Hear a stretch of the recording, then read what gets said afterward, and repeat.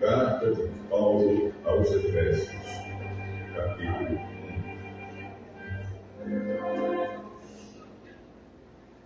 Eu, Paulo, apóstolo de Cristo Jesus, pela vontade de Deus, escrevo esta carta ao povo de Deus da cidade de Éfeso, o povo que é fiel por estar unido com Cristo Jesus. Que a graça e a paz de Deus, o nosso Pai, e do Senhor Jesus Cristo estejam com vocês. Agradeçamos ao Deus e Pai do nosso Senhor Jesus Cristo, pois Ele nos tem abençoado por estarmos unidos com Cristo, dando-nos todos os dons espirituais do mundo celestial. Antes da criação do mundo, Deus já nos havia escolhido para sermos dele por meio da nossa união com Cristo, a fim de pertencermos somente a Deus e nos apresentarmos diante dele sem culpa. Por causa do seu amor por nós, Deus já havia resolvido que nos tornaria seus filhos por meio de Jesus Cristo, pois este era o seu prazer e a sua vontade. Portanto, louvemos a Deus pela sua gloriosa graça, que Ele nos deu gratuitamente por meio do seu querido Filho. Pois, pela morte de Cristo na cruz, nós somos libertados, isto é, os nossos pecados são perdoados. Como é maravilhosa a graça de Deus, que Ele nos deu com tanta fartura. Deus, em toda a sua sabedoria e entendimento, fez o que havia resolvido e nos revelou o plano secreto que tinha decidido realizar por meio de Cristo. Esse plano é unir no tempo certo, debaixo da autoridade de Cristo, tudo o que existe no céu e na terra.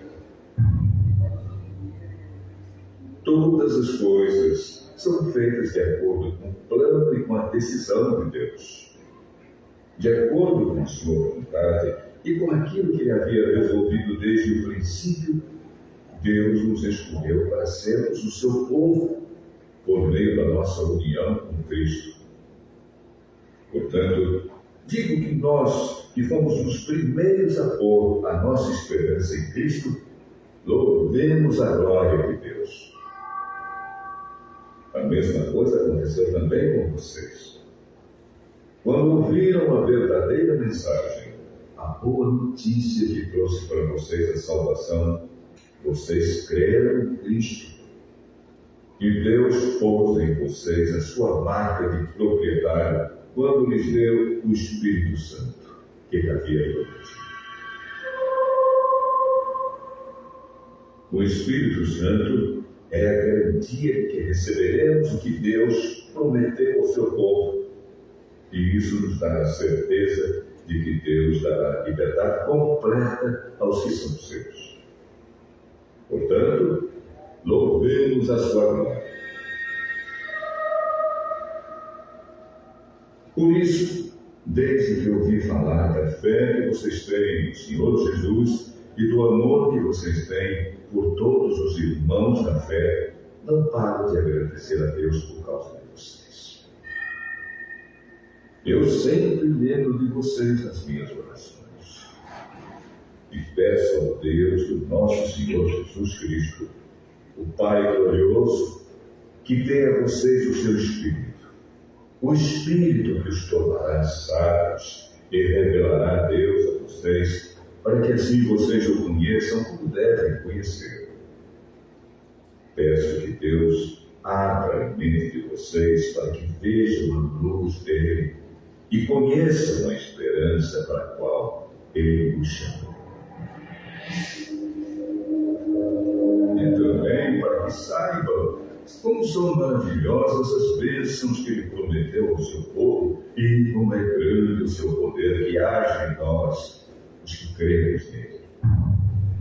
Esse poder que age em nós é a mesma força poderosa que Ele usou quando ressuscitou Cristo e fez com que Ele se sentasse ao seu lado direito no mundo celestial. Cristo reina sobre todos os governos celestiais, autoridades, forças e poderes. Ele tem um título que está acima de todos os títulos das autoridades que existem neste mundo e no mundo que há de vir.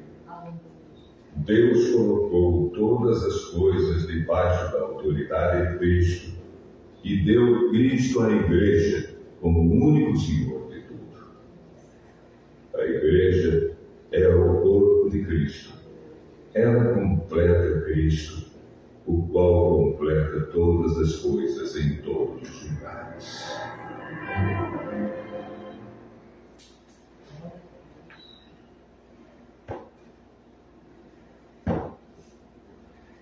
Louvado seja Deus. Graça e paz a todos que estão aqui nesta noite, nos acompanhando nessa exposição do texto da Palavra de Deus. Semana passada tivemos a oportunidade de terminar a Epístola de Paulo, de 2 Coríntios. Foi uma coisa assim que aprendemos muito, porque eu estava observando, queridos, que na exposição dessa epístola, bem no final, nós recebemos a graça de ter um entendimento do porquê do apóstolo Paulo não ter usado muito a questão dele não ter usado o termo dízimo ali.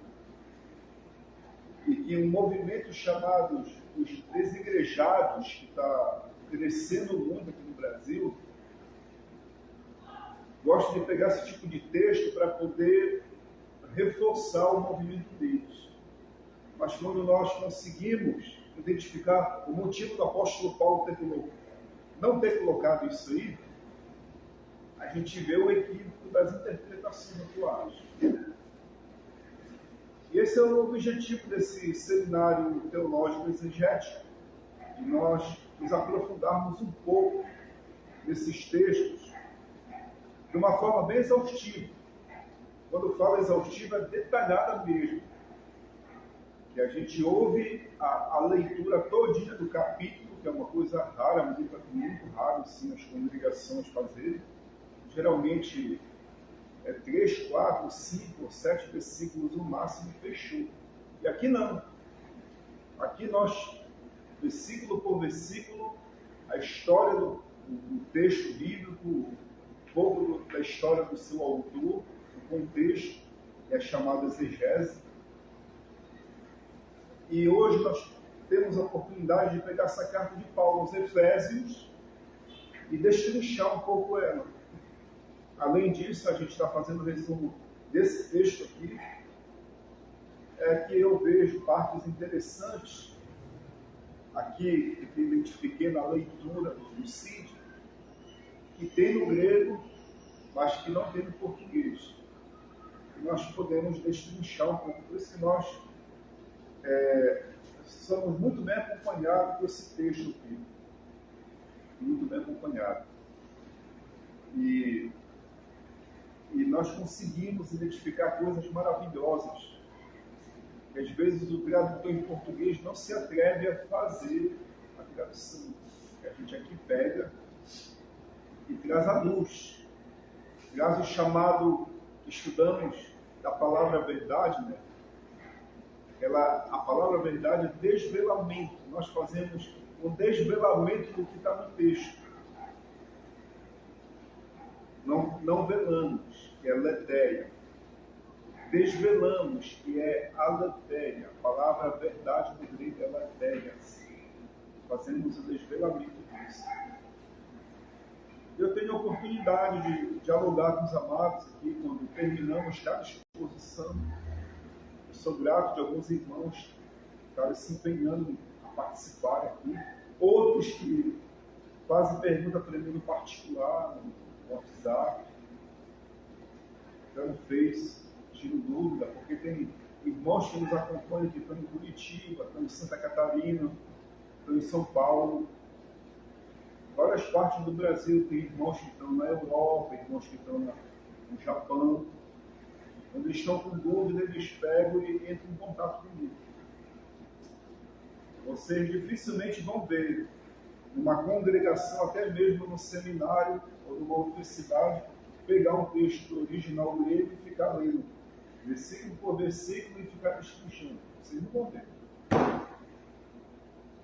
Impossível. Batemos recorde? Com certeza batemos. Indique uma congregação aqui no Brasil que faz isso detalhadamente. Se tiver, eu vou reconhecer, mas por enquanto ainda não. Porque é um método que nós estamos usando aqui. Exemplo, os estudos que tem são apenas panorâmicos. O que é um estudo panorâmico? São 2, 3, 4 versículos e pronto, explica. Não pega todo o capítulo, todo o livro para poder explicar e entender. Exemplo, a escola dominical é um exemplo, é um estudo panorâmico. É um estudo panorâmico. E aqui não é. Nós tentamos ser exaustivo a ponto de dar sono em algumas pessoas. Mas para mim, quando a pessoa tem sono, para mim é melhor. Porque está sendo anestesiada ali. A carne dela. Eu fico feliz, alegre por isso, porque a pessoa está se esforçando no máximo. O máximo do máximo. Ela está lutando contra a natureza dela. É apenas uma justificativa que eu estou dando, que aqui o pessoal já tem conhecimento disso. Nós, alguns que estão começando a participar aí nas redes, para ter mais ou menos uma noção do que nós estamos fazendo aqui, tá? Então, queridos, como eu falei, aqui é a carta do apóstolo Paulo aos Efésios. É uma carta que foi escrita na terceira viagem dele, uma carta de prisão,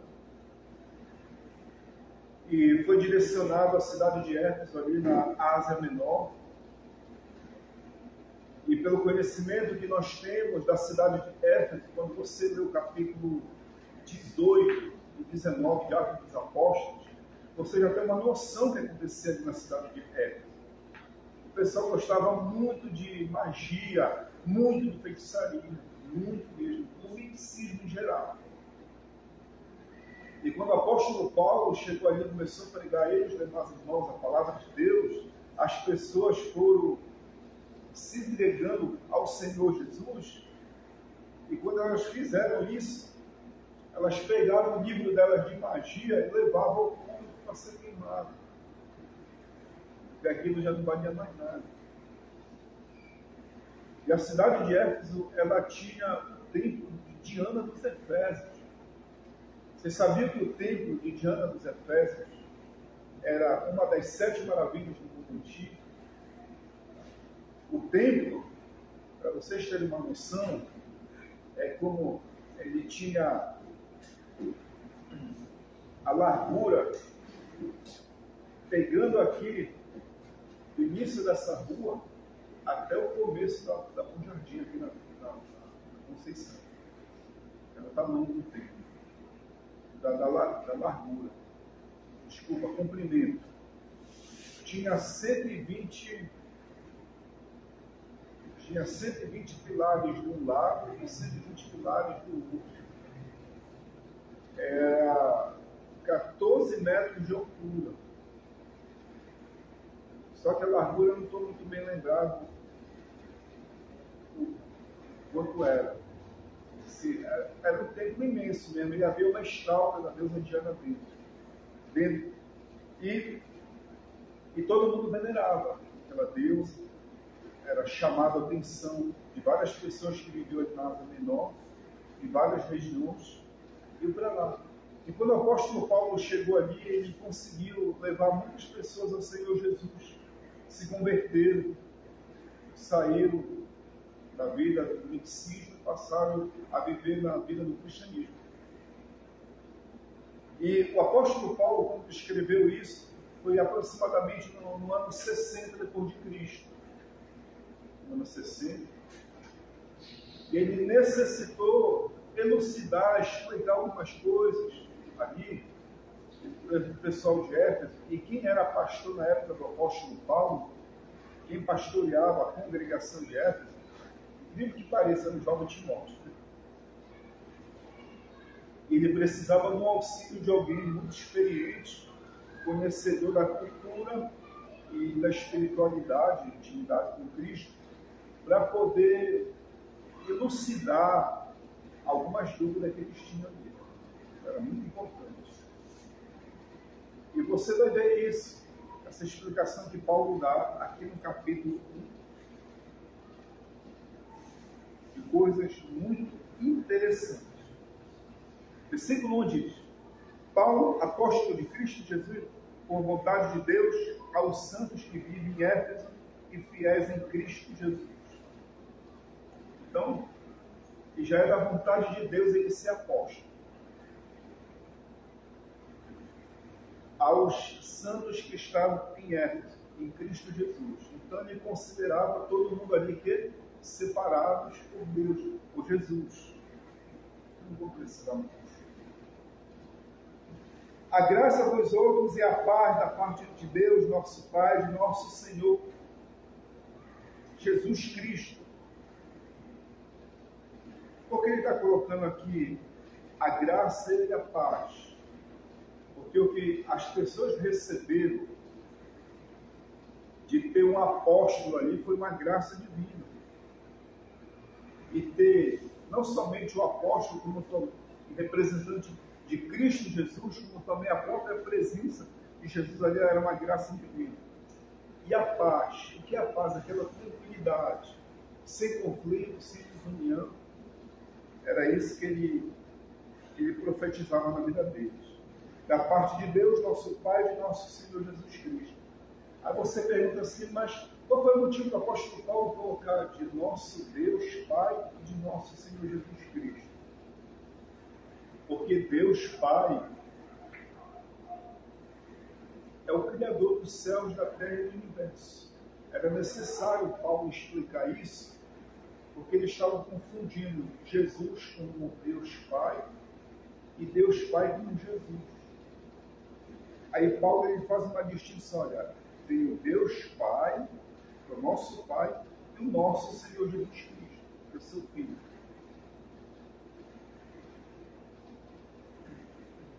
Era necessário essa distinção. Vocês sabiam que tem pessoas, assim, em nosso meio, que não sabem fazer essa distinção entre se Jesus é Deus, e se o Pai é Deus, se o Espírito Santo é Deus. Muita gente pensa muito. E é por isso que elas são arrastadas pelas seitas unicistas. Quem é seita unicista? Eles não roubaram a seita unicista. Eles não acreditam que Jesus é Deus. Eles não acreditam em Santa Trindade. Eu conheço muitos evangélicos que se converteram para eles, por eles não conhecerem, não fazer essa distinção. E a Bíblia do Testemunho de Jeová não é a mesma Bíblia nossa, é uma outra Bíblia. Vamos entrar nesse mérito.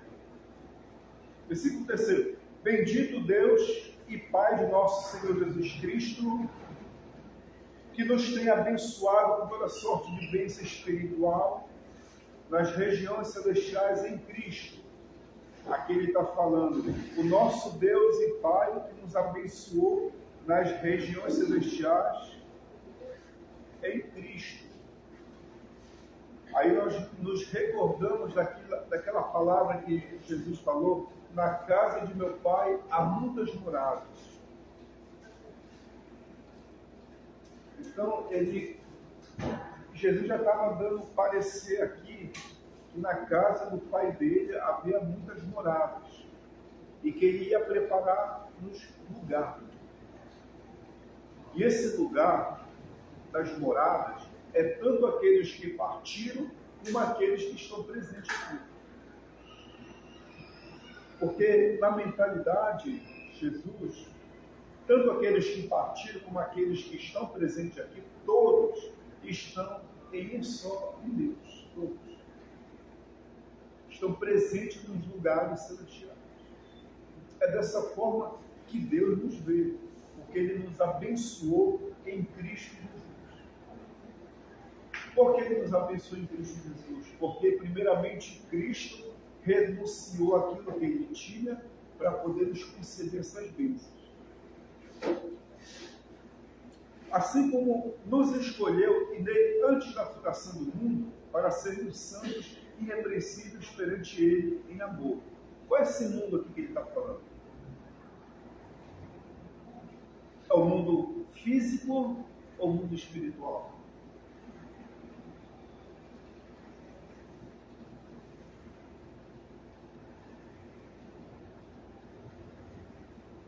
De acordo com Deuteronômio, capítulo 7, Deus ele escolheu o povo de Israel para glorificar o nome dele.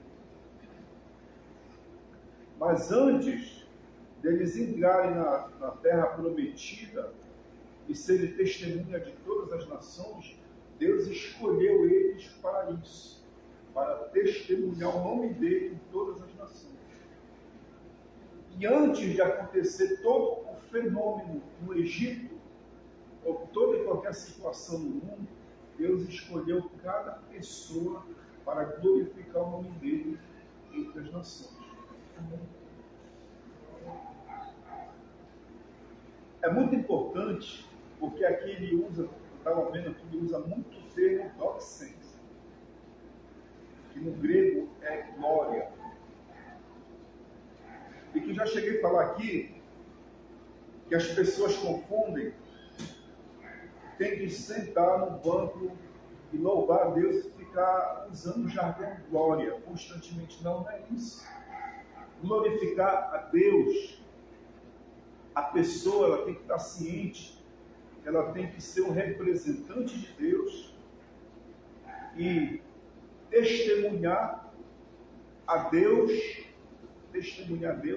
para as pessoas que não têm Deus na sua vida.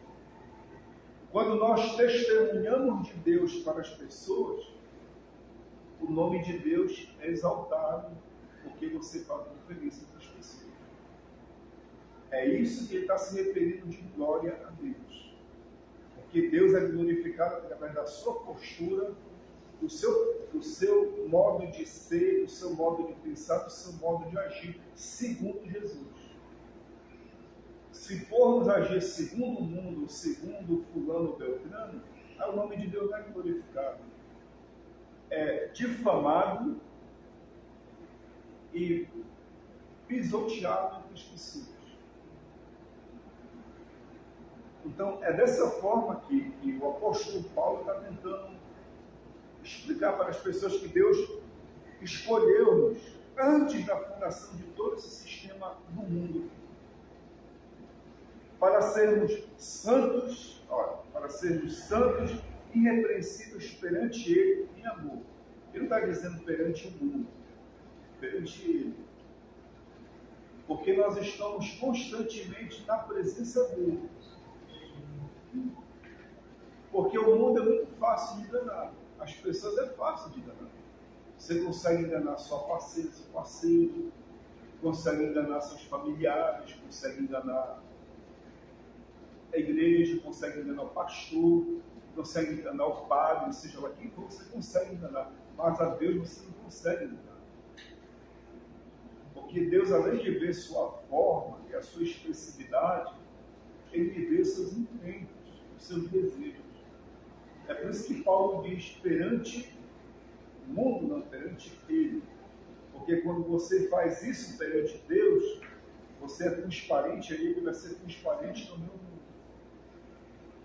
Santos irrepreensíveis. Então, o avivamento ele não começa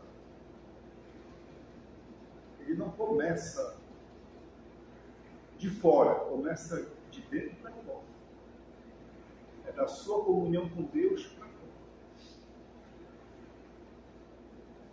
Você vai afetar o mundo, você não vai conseguir converter o mundo, mas você vai afetar o mundo com a influência divina quando você tem intimidade com Deus divino.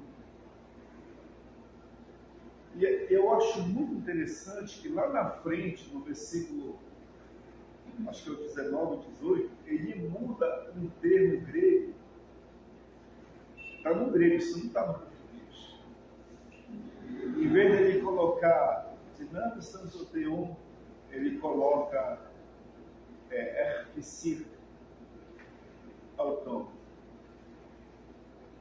Que é uma diferença entre você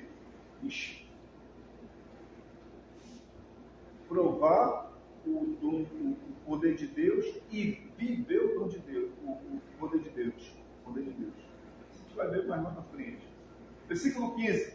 Nos predestinou para Ele, para a adoção de filhos por meio de Jesus Cristo, segundo o beneplácito de sua vontade.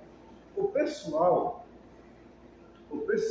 que sistematiza isso para transformar um conjunto de doutrinas e ensinamentos de uma determinada congregação, determinado segmento cristão, amados, eles dificultam tanto isso, mas tanto, que chega um momento que a pessoa chega até a duvidar da salvação. O pessoal da teologia que está nos acompanhando, com certeza eles vão criar depois querer perguntar, mas eu não vou detalhar isso aqui. Mas uma coisa é certa, não tem como você bater no peito e dizer que você é predestinado. Você não pode bater no peito e dizer que você é escolhido e predestinado. Você tem que dizer assim, pela graça de Deus, Ele me escolheu e me separou. Você vai falar isso. Agora, se você diz que você é separado e predestinado segundo o seu segmento, segundo a sua linha teológica, você vai cair em contradição e vai ter muitas dúvidas. Porque você está fazendo não segundo Jesus, mas está fazendo segundo o seu segmento. Isso traz muitos conflitos teológicos, eu não vou entrar aqui também nessa questão.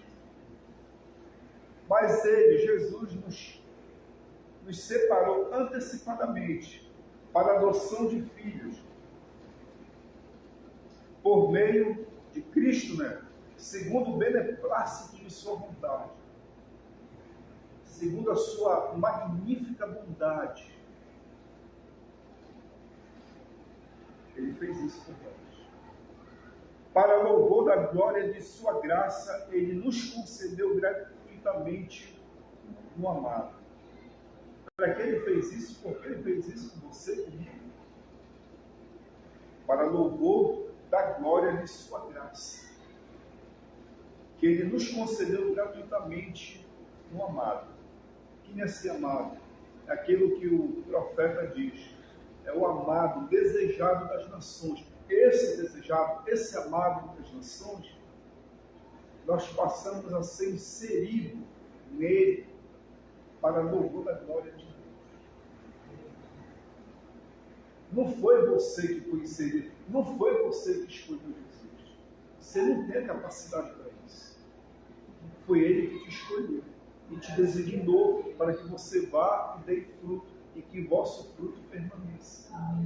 Se você está aqui, tire da cabeça que não foi você que foi escolhido, foi Deus que te escolheu. Não foi você que escolheu a Deus, desculpa, mas foi Deus que te escolheu.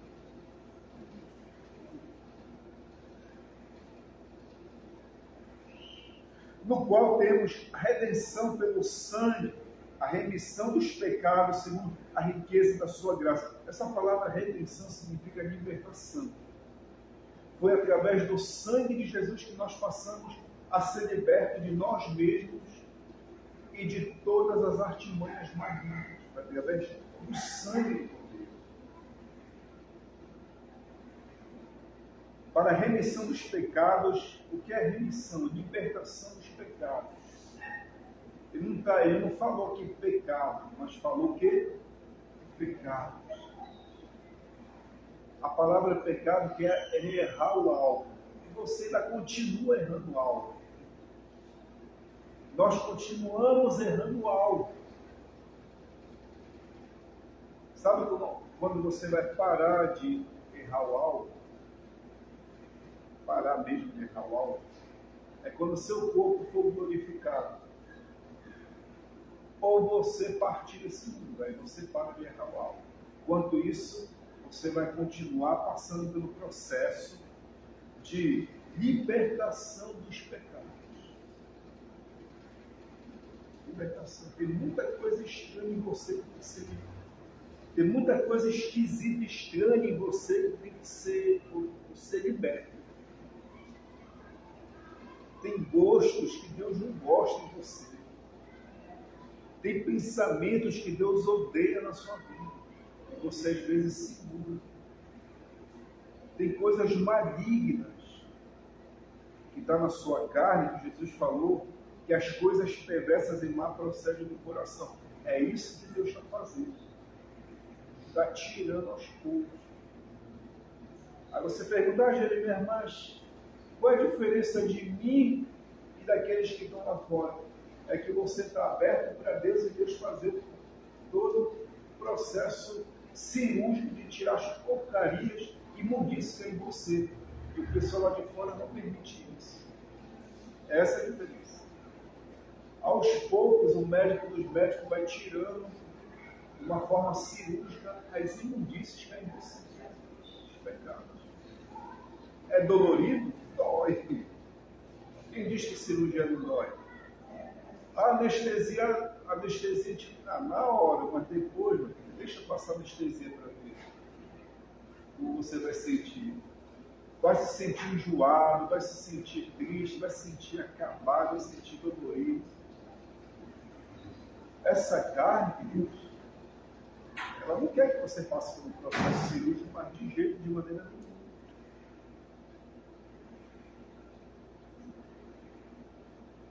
Remissão dos pecados, segundo a riqueza da sua graça. Então, o médico dos médicos veio gratuitamente, sem cobrar absolutamente nada, para fazer esse procedimento, para lhe aperfeiçoar. Lhe aperfeiçoar.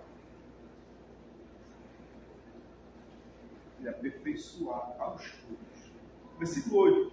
Que Deus derramou abundantemente sobre nós em toda sabedoria e prudência. Quer dizer, Deus derramou abundantemente em nós toda sabedoria e prudência. O que é a palavra sabedoria? É uma arte. É uma arte. O pintor, quando ele vai fazer uma pintura, o escultor, quando vai fazer uma imagem, ele vai usar o quê? A sua arte, a sua sabedoria.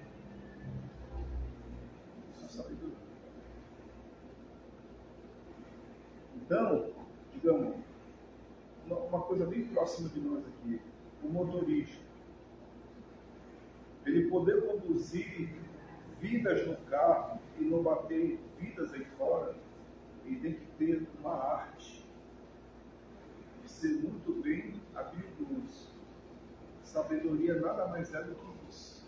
Você ter habilidades em viver nesse mundo tão mal, tão doido, sem você prejudicar a si mesmo e aos outros e à obra de Deus. Isso que é sabedoria. Sabedoria nada mais é do que arte. E tem gente que não tem esse espírito artístico de viver entre aqueles que amam a Deus e aqueles que não amam. Não tem. Não tem essa potência. Essa arte. E prudência nada mais é do que a parte ética. A parte ética. Posso, não devo, mas não posso. Nada mais é do que isso. É Deus que concedeu isso para nós. Tem um texto do escritor do século III, que fala como se não teve filhos. Porque vocês sabem, eu já falei aqui, que esse catolicismo que nós vivemos aqui é um catolicismo bem tardio. Porque tem um catolicismo romano, que é esse que nós vivemos aqui. O catolicismo oriental, que é onde vive na Rússia, na Grécia e tal, e o catolicismo cópita, que é o catolicismo mais antigo, que foi até dizem os historiadores que foi o evangelista Marcos que fundou-se essa igreja, esse movimento católico. E lá, no Egito, vivia um grupo de cristãos em que eles eram descritos como as pessoas mais sábias e mais bem comportadas de todo o Egito. A população fazia a descrição deles. Como é que eles faziam? Eles faziam os cristãos daqui do Egito se comportam como os grandes antigos sábios da Grécia. Não falam mal de ninguém, são socialmente bem aceitos e sabem conviver com todo mundo. Era a descrição disso. Porque quem fazia isso era Deus, derramando seu espírito de sabedoria e prudência sobre eles. E que continua fazendo isso entre nós. Mas há resistência. A nossa natureza humana, a nossa carne, ela vai resistir contra tudo isso. Quer ver? O culto de ensino, de doutrina, é aquele que é o mais rejeitado de todos. Porque é o que vai trabalhar justamente nessa situação nossa. A coisa mais íntima. 9. Desvendando-nos o mistério da sua vontade, segundo o seu beneplácito que propusera em Cristo. Desvendando um mistério. O que é a palavra mistério? Mistério é oculto. Nada mais é do que oculto. Da sua vontade. Antes a vontade de Deus estava oculta. Ninguém conhecia. Passaram a conhecer a vontade de Deus a partir de Cristo e Cristo nas pessoas. E quando isso foi revelado, Cristo e Cristo nas pessoas, aí nós passamos a perceber que Cristo estava não somente interessado em judeus, mas em todos os gentios. Ele fez isso, segundo o beneplácito que propusera em Cristo. É algo que partiu de Cristo e se espalhou a todos nós. De fazer convergir nele, em Jesus, na dispensação da plenitude dos tempos, todas as coisas, tanto no céu como as da terra. Então Deus, através de Jesus, ele uniu o quê? Todas as alianças de Adão, Abraão, Moisés, os profetas, até Davi, né? As alianças. E essas alianças que teve com Adão, Noé, Abraão, Moisés e Davi, elas foram inseridas em Jesus, elas estão lá. Mas a aliança que Jesus fez, ela está superior a todas elas. E ele conseguiu convergir nós, gentios, os judeus e essas alianças. Ele conseguiu unir todos. Mas ele é o quê? A aliança dele é a aliança matriz, a aliança superior a todos. Porque todas as promessas que Deus fez anteriormente, elas continuam de pé. Mas elas continuam de pé em Jesus. Continuam de pé em Jesus. E Jesus nos inseriu nelas.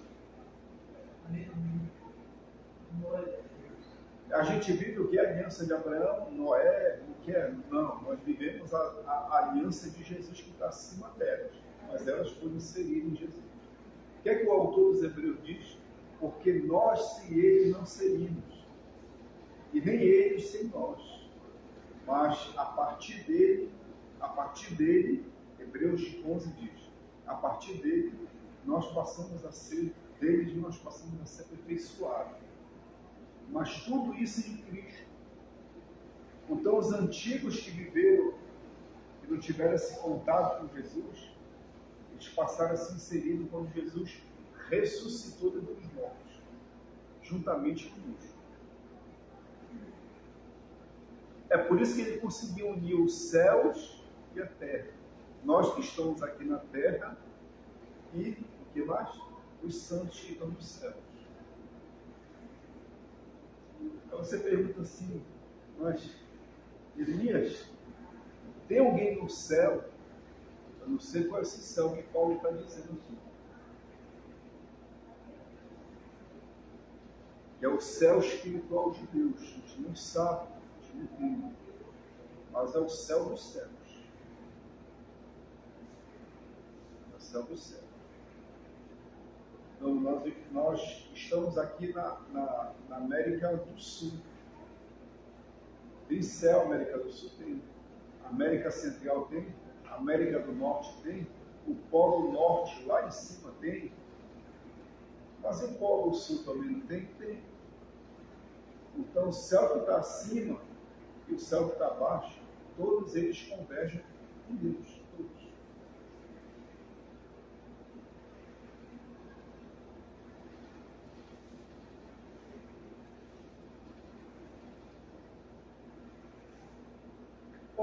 Nele digo, a qual fomos também feitos herança, predestinados segundo o propósito daquele que faz todas as coisas conforme o conselho da sua vontade. Quer dizer, não é uma coisa, todas as coisas de acordo com o conselho da sua vontade. Que nós recebemos essa herança beneplácita, maravilhosa, magnífica. Tem um termo grego aqui que Deus é interessante, que ele usa assim, uma coisa quase que indescritível, tão abençoado que é. A fim de sermos para louvor da sua glória, nós, o que de antemão esperamos em Cristo. Nós de antemão, antes, a humanidade esperávamos em Cristo. Agora nós somos de louvor para a sua glória. Porque a sua vida é para glorificar a Deus. Se a nossa e a sua vida não é para glorificar a Deus, então não tem sentido nenhum. O que é a palavra sentido? O que tem a ver? Se nós estamos aqui, é porque tem um sentido, tem alguma coisa a ver. Se você está aqui e não tem nada a ver, é porque você não está em Cristo. Mas se você está em Cristo, então tem todo o sentido. Qual é esse sentido? Das pessoas comentarem sobre Deus através da sua vida. Você é um canal de bênção para as pessoas. Esse é o verdadeiro sentido. E o nome de Deus é glorificado. E não há poder superior acima do que está em você. Aqui no mundo não existe. E Paulo vai comentando isso mais lá à frente, né? E que também vós, depois que ouvistes a palavra da verdade, o evangelho da vossa salvação, tendo nele também crido, fostes selado com o Espírito da promessa, o qual é o penhor da nossa herança, até o resgate da sua propriedade e louvor da sua glória. Então, o Espírito Santo, olha, Paulo ele consegue colocar os três elementos. Elementos no bom sentido, lógico. O Pai, o Filho e o Espírito Santo. Os três estão o quê? Em comum acordo e trabalhando ao mesmo tempo. O Pai trabalhando a respeito da sua vontade em nossas vidas, o Senhor Jesus dando a sua vida em resgate da nossa, para o benefício das nossas vidas, né? E o Espírito Santo selou. Como é que o Espírito Santo sela? A presença do Espírito Santo na vida de cada pessoa que é o selo. O que é um selo? O selo é aquilo que pertence. Como era o selo antigamente? Era muito colocado em livros, né? Era derretido uma cera, isso aqui é uma cera mesmo, literalmente. Era derretido. E o anel da autoridade pegava a cera e selava, isso aqui pertence. Quem fazia isso? era a pessoa que tinha autoridade para selar. E o Espírito Santo é o nosso selo, só quem dá essa autoridade é Jesus. Sem ele nós não temos o Espírito Santo. Não adianta nós pularmos para outro quintal, outro muro, ou seguir uma outra via que não vai conseguir. É ele que nos sela. Quem? Jesus, com seu Espírito em nossas vidas. Aleluia. É por isso que ele falou, é importante que eu vá, porque se eu não for, o outro Consolador não virá. É o Espírito Santo da verdade que nos guiará em toda a verdade. Falando isso, em grego é muito como se pronuncia, né? Deixa eu me segurar aqui a emoção. O pessoal pode entender como uma idade da minha parte. Porque às vezes a gente começa essas coisas assim que está falando, o pessoal compreende como vaidade. É para quem tem um certo conhecimento da minha pessoa convive, sabe que eu falo mais por questão de emoção do que por vaidade mesmo. Quanto mais é língua. Quando eu fico acompanhando esses textos aqui no meio, eu fico fervilhando, coisa muito maravilhosa mesmo. Versículo 15. Por isso também eu tendo ouvido a fé que há entre vós no Senhor Jesus e o amor para com todos os santos, não cesso de dar graças por vós, fazendo menção de vós nas minhas orações. O judeu, ele reza constantemente, como o muçulmano reza. O muçulmano reza, ora, 5 vezes ao dia. O judeu também não dá por baixo disso. Reza constantemente. E quando Paulo se converteu, ele parou de fazer, tirou esse costume, não. Continuou o mesmo costume. Só que ele direcionava as suas orações a só Deus. Agora ele passou a direcionar as suas orações àquele que diz: eu sou o caminho, a verdade e a vida.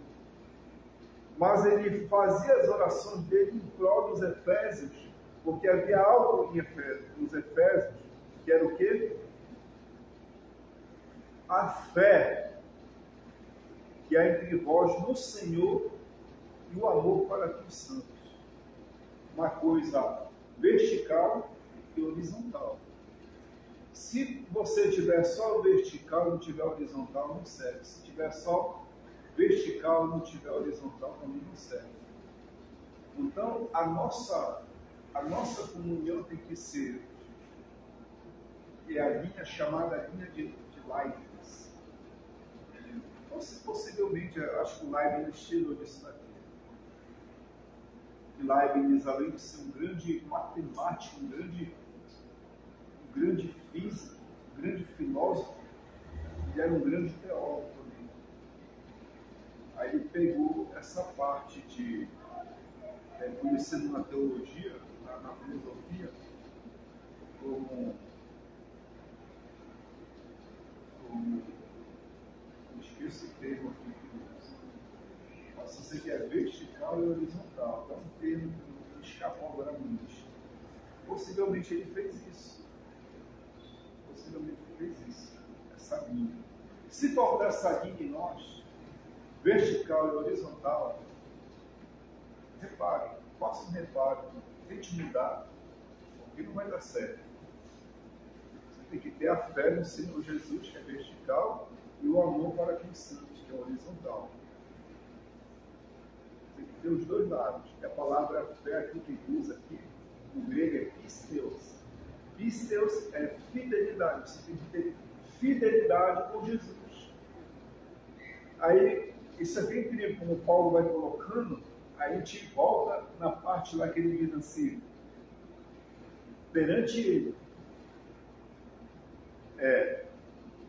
santos irrepreensíveis perante ele.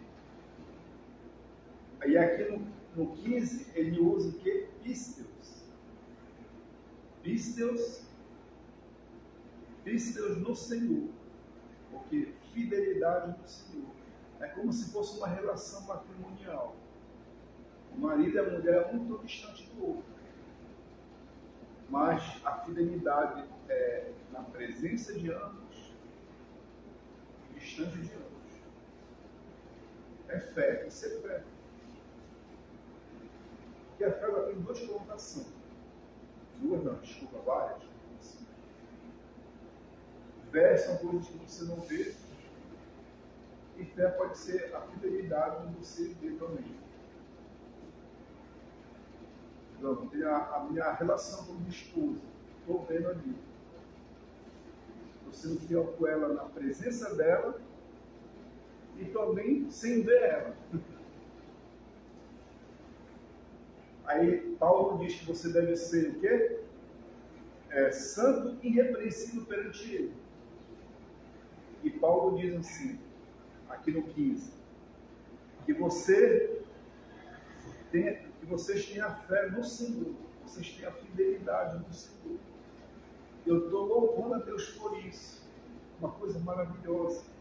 E outra coisa que vocês têm, Efésios, é o amor para com alguns santos. Alguns não. Olha que ele usa aqui. Todos. No grego, sabe como é que é isso? É parsim. Parsim no grego é geral mesmo. É no passado, no presente, no futuro. Esse termo é utilizado. É um pronome, né? Em português. Mas é no passado, presente e futuro. Então, toda a comunhão deles tem que ser uma comunhão de passado, presente e futuro. Preservar o passado, honrar o presente e conservar o futuro. É muito fantástico isso. Que Paulo usa, queridos, é uma maravilha. Ele achou isso tão magnífico que ele orava constantemente por eles para preservar isso, essa parte vertical e horizontal. 17. Para que o Deus de nosso Senhor, para que o Deus de nosso Senhor Jesus Cristo, o Pai da glória, para que o Deus de nosso Senhor Jesus Cristo, Pai da glória, vos conceda espírito de sabedoria, revelação no pleno conhecimento dele. Por que ele fez isso aqui? Que coisa o apóstolo Paulo nos colocou nesse momento? Olha, preste muito bem atenção. Ele coloca aqui, nosso Senhor Jesus Cristo. Versículo 17, né?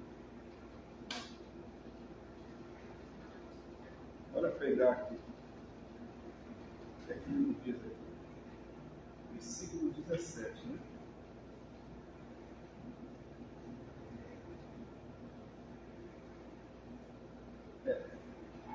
Está ótimo, assim. Ele coloca Senhor Jesus Cristo. Se colocasse só Cristo,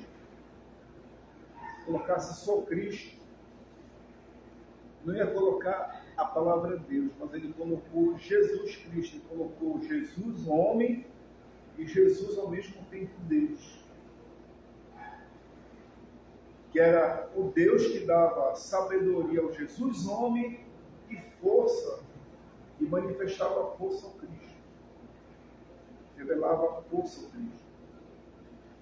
Então a sabedoria que Jesus homem ele recebia e a revelação tinha que ser no pleno conhecimento de quem? Dele. Em Deus. Se você procura ter esse pleno conhecimento de Deus, Deus vai lhe dar a habilidade, que é a sabedoria, e vai revelar Jesus mais e mais, ou a Trindade a você.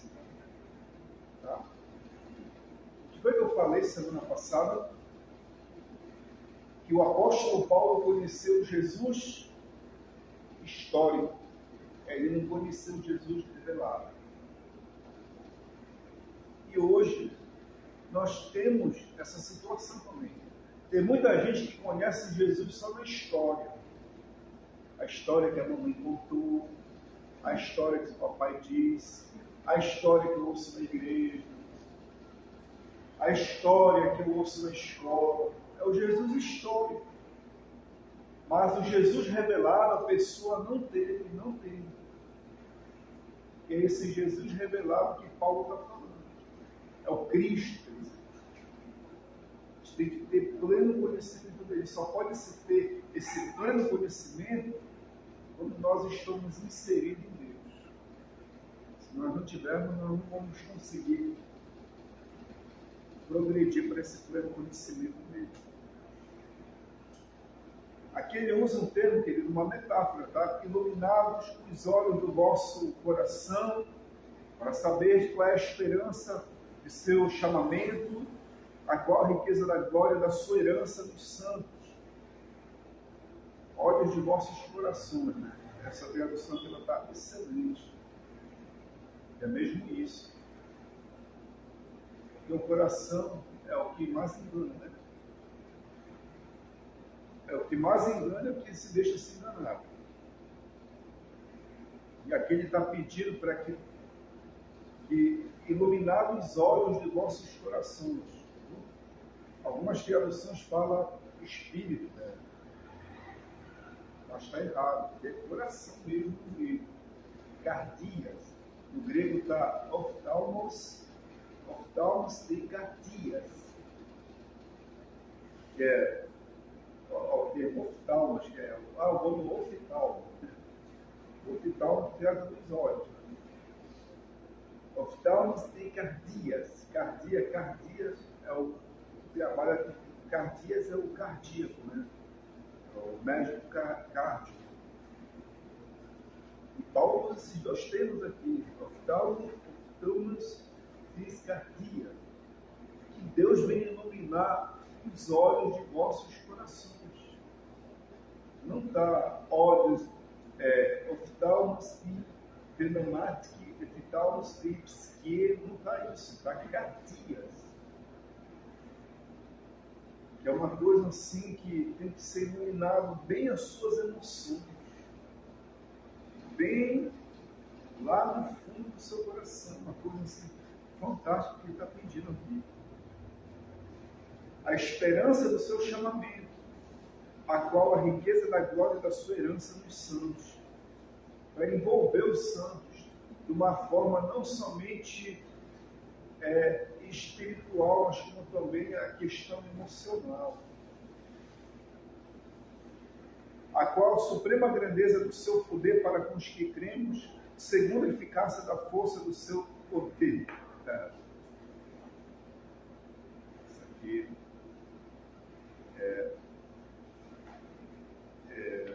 aqui que chegou aquela parte, né? Eu falei para vocês. Aqui ele coloca eficácia da força do seu poder. Gratos eines exercis, que é a força do próprio Deus você venha experimentar.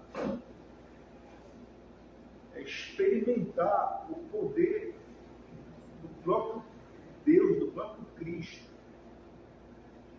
É uma coisa de experimentar. Porque é uma coisa de você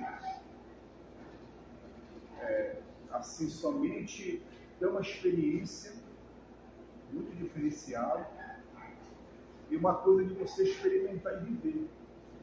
Você quer ver um exemplo? Às vezes eu cito, né, o Salmo 103. O povo de Israel conheceu o meu poder, mas Moisés, meus caminhos. Moisés não conheceu também o poder de Deus, conheceu, mas só que ele não citou que Moisés conheceu o poder. Por que ele citou? Porque Moisés já experimentava o poder. E o povo de Israel só conhecia o poder. Conhecer de somente uma coisa assim momentânea. Mas Moisés vivia no poder de Deus. E tem essa diferença no nosso movimento daqueles que somente momentaneamente vivem o poder de Deus e fica, parece elevador, subindo e descendo, caindo constantemente e nunca consegue se firmar. E aqueles que experimentam mesmo. Porque erxi é um termo poder de experimentar mesmo, de viver o poder. Por isso que é uma diferença mesmo. Quando o Senhor for pegar os seus daqui da terra, só vai subir aqueles que experimentam o poder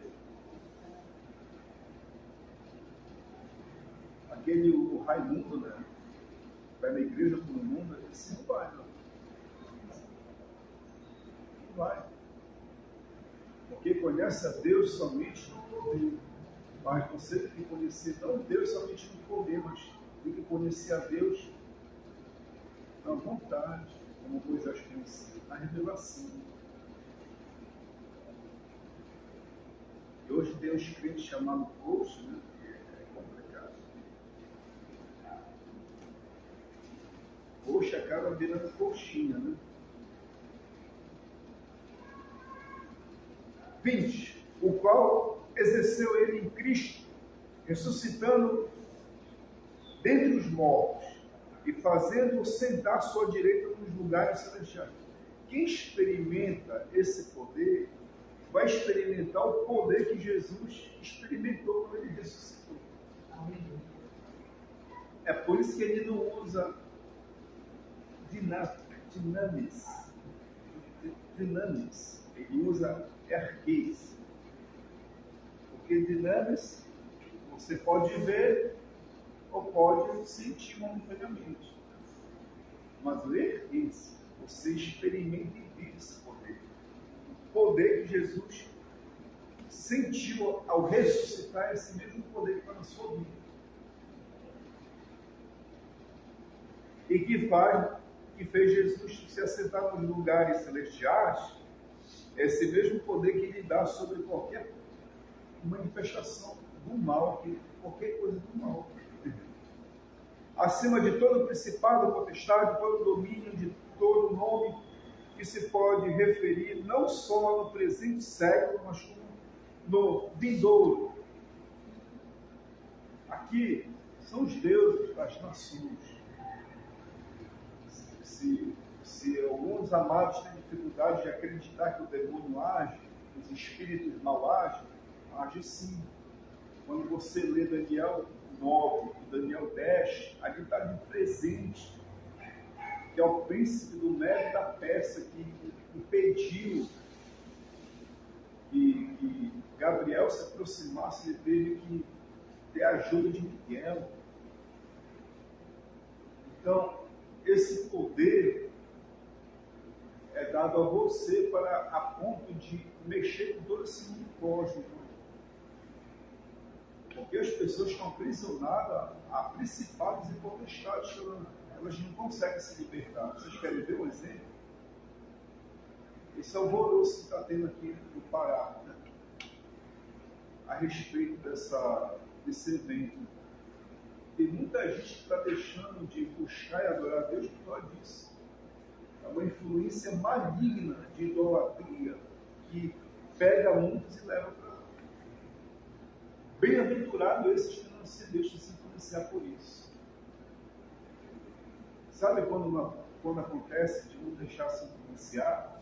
É porque o crente está experimentando o poder que ressuscitou Jesus dentre os mortos. Quando ele não tem esse experimento, ele vai na tranquilidade, sem dó, sem piedade. Não que seja proibido, mas considerar que tem coisas melhores do que isso. E que isso a gente pode ver depois, rever.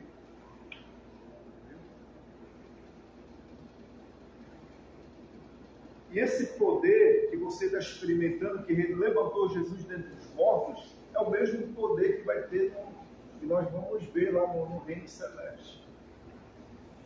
É o mesmo poder. Porque que você sente aqui a paz, a alegria, que Paulo fala, a paz e a graça que você está sentindo, você vai sentir lá na frente. Muito mais. Ah, pastor, mas às vezes eu sinto, às vezes eu não sinto assim. É porque você está numa batalha. Você vai sentir, às vezes, cansaço, irritabilidade, uma coisa assim. É porque o seu corpo está batalhando contra você mesmo e o mundo também está batalhando contra você. Aí você sente cansaço, às vezes você se irrita, às vezes você está triste, abatido, mas você sabe que tem dentro de você um poder magnífico que pode acabar com isso aí. Quando você cai, vai ter todo um cimento. E que Jesus recebeu, olha, só foi repassado. 22. E pôs todas as coisas debaixo dos pés, Salmo 110, depois você vai ler isso aí. E para ser cabeça sobre todas as coisas, o deu à igreja, a qual o seu corpo, a plenitude daquele que tudo enche em todas as coisas. Se o corpo tem, a cabeça, se a cabeça tem, o corpo também tem. E quando a cabeça manda, o corpo vai e é direcionado.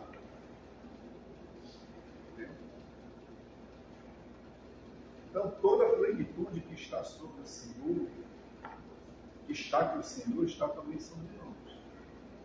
Esse nós devemos estar cientes de tudo isso. E, queridos, os Efésios, eles passaram a entender. Eles poderiam estar se sentindo inferior, achando que eles não deveriam ser escolhidos, achando que Deus não estava com eles. O apóstolo Paulo pegou e colocou os 3 elementos, o Pai, o Filho e o Espírito Santo. Que o Pai, o Filho e o Espírito Santo estão agindo na vida, estavam agindo na vida deles, está agindo na sua vida. Não vai lhe abandonar. E ergue-se, que é o poder de Deus, não dinâmicos, de só você ver e momentaneamente e voltar para Deus. É um poder que você vai experimentar e vivenciar. É justamente isso que Paulo estava revelando para eles. Para eles terem essa sabedoria e essa prudência de ficar com esse poder nas suas vidas, porque é um poder que eles estão experimentando e vivendo e que vão ter muito mais intensamente quando se libertarem desse mundo lá no reino celeste, no mundo futuro. Então, queridos, essa a exposição do capítulo 1. Se ficou alguma dúvida, fica à vontade. Eu me procurar depois de particular, em nome de Jesus. Mas a ideia central de tudo isso é: seja fiel ao Senhor, ame os santos, seja irrepreensível na presença do Senhor, para que você venha experimentar o ergueis, que é o poder dele na sua vida, aquele mesmo poder que levantou Jesus dos mortos, esse mesmo poder que você vai vivenciar. Porque o poder de curar um doente, o poder de curar uma dor de cabeça, o poder de fazer alguém prosperar, isso passa. Mas o poder que levantou Jesus dentre os mortos, esse aí que você vai viver eternamente. Entendeu? Então vamos ficar atento a isso e vamos nos aprofundar no capítulo 2 da força do Senhor. Deus nos abençoe. Até a próxima.